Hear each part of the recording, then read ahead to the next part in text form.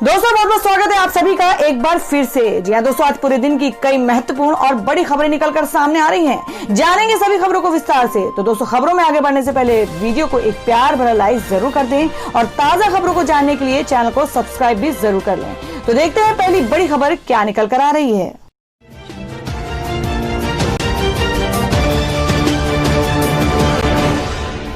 तो दोस्तों, आज की जो पहली बड़ी खबर निकल कर आ रही है, आपको बता दें कि मनी लॉन्ड्रिंग के बड़े रैकेट का खुलासा। फर्जी चीनी कंपनियों के सहारे अरबों रुपए का हवाला ट्रांजैक्शन। जी आपको बता दें कि देश में मनी लॉन्ड्रिंग के बड़े रैकेट का खुलासा हुआ है और इस रैकेट के जरिए 1000 करोड़ से ज्यादा के हवाला ट्रांजैक्शन का पता चला है। अरबों रुपए के इस हवाला रैकेट में कई चीनी नागरिक, उनके भारतीय सहयोगी, बैंक कर्मचारी आदि शामिल होने की जानकारी सामने आई है और ये मनी लॉन्ड्रिंग शेल कंपनियों के जरिए हो रही थी। हवाला कारोबार करने वाली कुछ कंपनियों पर इनकम टैक्स डिपार्टमेंट ने छापेमारी की है। आपको बता दें, central board of direct taxes ने मंगलवार शाम को बयान जारी कर बताया कि चीनी कंपनियों की सहयोगी कंपनियां और इससे जुड़े लोगों ने फर्जी कंपनियों से भारत में रिटेल शोरूम खोलने के नाम पर 100 करोड़ रुपए के फर्जी एडवांस लिए थे। और अभी अगली खबर बता दें कि क्या सीएए और एनआरसी के खिलाफ फिर शुरू होने जा रही है मुहिम। तैयारी में जुटे प्रदर्शनकारी। जी आपको बता दें कि नागरिकता संशोधन कानून यानी सीएए और राष्ट्रीय नागरिक रजिस्टर एनआरसी के खिलाफ आंदोलन को एक बार फिर शुरू करने की तैयारी शुरू होने जा रही है।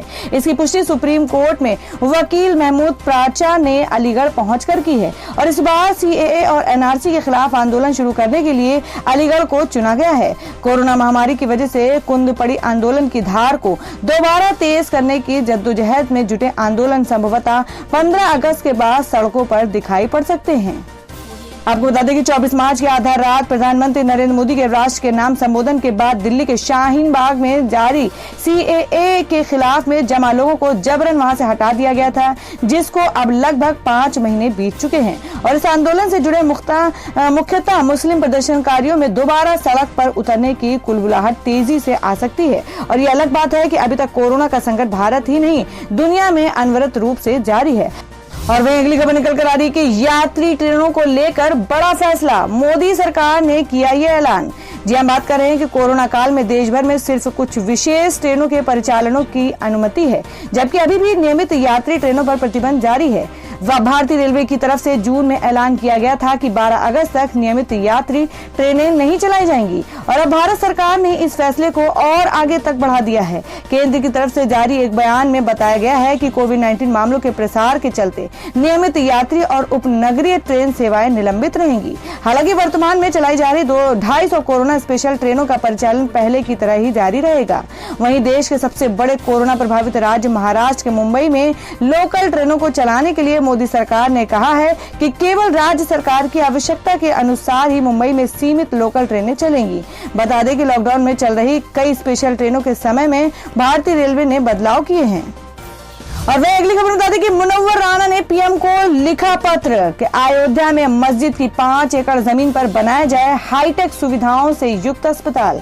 जी हम बात करें कि एक और जहां मस्जिद और मंदिर के निर्माण को लेकर राजनीतिक दल आपस में एक दूसरे पर व्यंग छोड़ रहे हैं, वहीं दूसरी ओर शायर मुनव्वर राणा ने पीएम नरेंद्र मोदी को पत्र लिखकर अपील की है कि अयोध्या के धन्नीपुर में मस्जिद बनाने के लिए दी गई 5 एकड़ जमीन पर एक भव्य अस्पताल का निर्माण कराया जाए और उसका नाम भगवान राम के पिता दशरथ के नाम पर किया जाना चाहिए। उन्होंने कहा कि जबरदस्ती दी गई या हासिल की गई जमीनों पर मस्जिदों का निर्माण नहीं होता। उन्होंने बताया कि रायबरेली में सई नदी के किनारे हमारी 5.5 बीघा जमीन है। उसकी खूबसूरती उस वक्त और भी बढ़ जाएगी जब वजू खाने के लिए सई नदी के किनारे लगा एक चबूतरा बनवा दिया जाएगा और ये जमीन मेरे बेटे तबरेज राणा के नाम से है। मैं चाहता हूँ कि इस जमीन पर बाबरी मस्जिद की एक ऐसी शानदार इमारत बनाई जाए कि दुनिया के लोग इस तरह से गुजरे तो वे आलमगिरी मस्जिद और बाबरी मस्जिद का दीदार कर सके और मौलाना अली मियां की मजार पर फातिहा पढ़ सके। उन्होंने पीएम मोदी से गुजारिश की है कि आप एक नए मुस्लिम वक्फ बोर्ड का गठन करके जितनी भी वक्फ की संपत्तियां हैं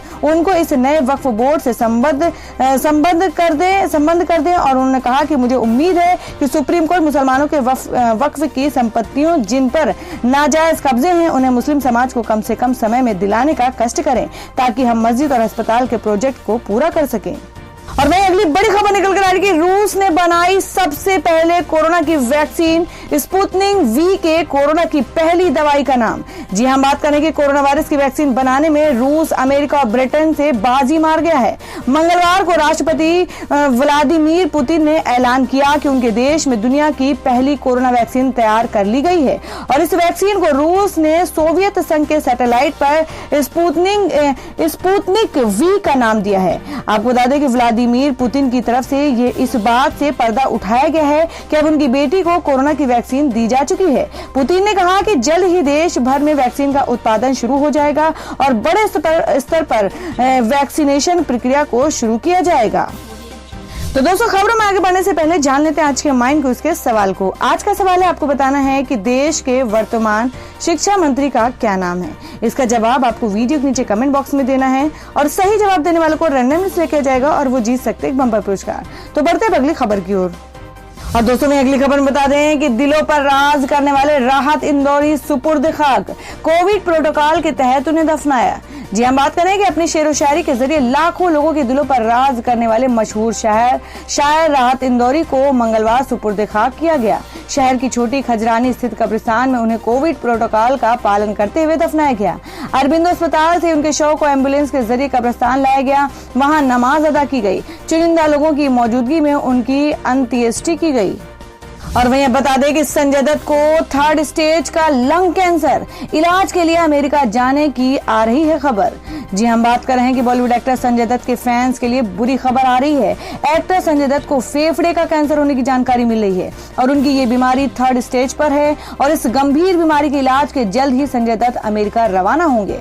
आज ही संजय दत्त ने ट्वीट कर अपने फैंस को सेहत खराब होने की जानकारी दी थी और इस ट्वीट के बाद फैंस की चिंता बढ़ गई थी। अब उनकी कैंसर की बीमारी के बारे में सुनकर फैंस हैरान हैं और सोशल मीडिया पर उनके लिए दुआएं मांग रहे हैं। तो दोस्तों, जिस तरीके से संजय दत्त की ये बीमारी उभर के आई है जो कि 3rd स्टेज पे है, तो हम लोगों का कर्तव्य बनता है कि हम लोग उनके लिए कमेंट बॉक्स में 2 शब्द दुआ के लिए जरूर लिखें। तो बढ़ते हैं अगली खबर की ओर। और वहीं अगली खबर निकल कर आ रही है कि सुशांत सिंह के पैसे और जिंदगी पर था रिया का पूरा कंट्रोल। ईडी के सामने में श्रुति मोदी ने किए ऐसे कई खुलासे। जी हम बात करें कि सुशांत सिंह राजपूत मौत मामले में सीबीआई और प्रवर्तन निदेशालय की एंट्री के बाद हर दिन एक नए खुलासे हो रहे हैं और इस केस में अभी तक के सबसे ज्यादा सुर्खियों में रही एक्ट्रेस रिया चक्रवर्ती पर ईडी ने शिकंजा कसना शुरू कर दिया है। आपको बता दें कि रिया के अलावा सुशांत की बहन मीतू, दोस्त सिद्धांत पिठानी और पूर्व बिजनेस मैनेजर श्रुति मोदी से ईडी पूछताछ कर रही है। मंगलवार को तीसरी बार ईडी ऑफिस पहुंची श्रुति मोदी ने रिया और सुशांत के बीच रिश्ते को लेकर कई बड़े खुलासे किए हैं। गौरतलब है कि सुशांत सिंह के पिता के सिंह के आरोप के बाद से ईडी एक्टर के अकाउंट में 15 करोड़ रुपए गायब होने को लेकर जांच कर रही है। और दोस्तों, मैं अगली खबर बता दें कि टिकटॉक को खरीदने की होड़ तेज, माइक्रोसॉफ्ट के बाद अब ट्विटर भी रेस में। जी हम बात करें कि अमेरिका में ट्विटर और चीनी वीडियो में शेयरिंग ऐप टिकटॉक का विलय हो सकता है। डो जोन्स की एक रिपोर्ट में कहा गया है कि आपसी विलय के लिए दोनों में बातचीत चल रही है और संभव है ये सौदा हो जाए। डो जोन्स ने कहा कि सौदे पर बातचीत हो रही है लेकिन ये पूरा हुआ नहीं, इसका पता नहीं चल पाया है। ट्विटर का कहना है कि चूंकि ये छोटी कंपनी इसलिए इसे माइक्रोसॉफ्ट या दूसरे संभावित खरीदारों की तरह एंटी ट्रस्ट जांच का सामना नहीं करना पड़ेगा। माइक्रोसॉफ्ट पिछले कई सप्ताह से टिकटॉक की पेरेंट कंपनी बाइट डांस को खरीदने के लिए सौदेबाजी कर रही है। कहा जा रहा है कि बाइट डांस को खरीदने की होड़ में वे सबसे आगे चल रही है।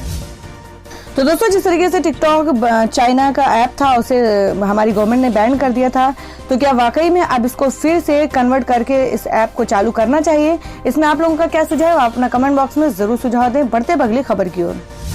और वहीं अगली खबर निकल कर आ रही है जिसमें सचिन पायलट ने कहा कि मेरे खिलाफ जिस तरह के शब्दों का इस्तेमाल किया गया, मैं उससे दुखी, स्तब्ध और आहत हूं। जी हम बात कर रहे हैं कि राजस्थान में कांग्रेस की अगुवाई वाली अशोक गहलोत की सरकार में बगावत के करीब 1 महीने के बाद पूर्व उप मुख्यमंत्री सचिन पायलट जयपुर पहुंचे।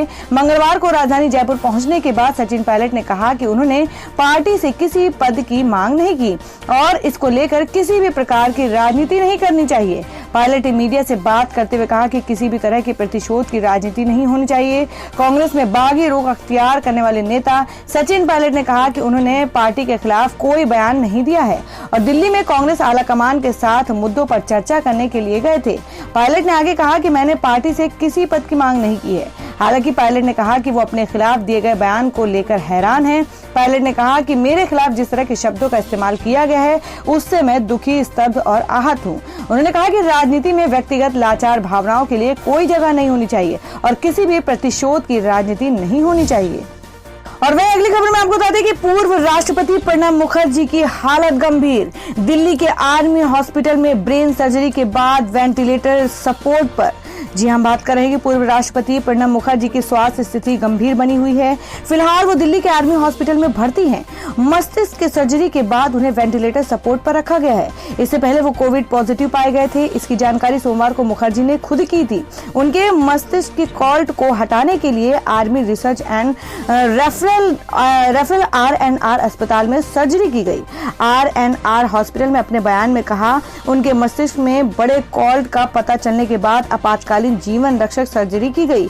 सर्जरी के बाद भी वे वेंटिलेटरी सपोर्ट पर अभी गंभीर बने हुए हैं। एक्सपर्ट और वरिष्ठ डॉक्टरों की टीम 84 वर्षीय पूर्व राष्ट्रपति मुखर्जी के स्वास्थ्य की लगातार निगरानी कर रहे हैं।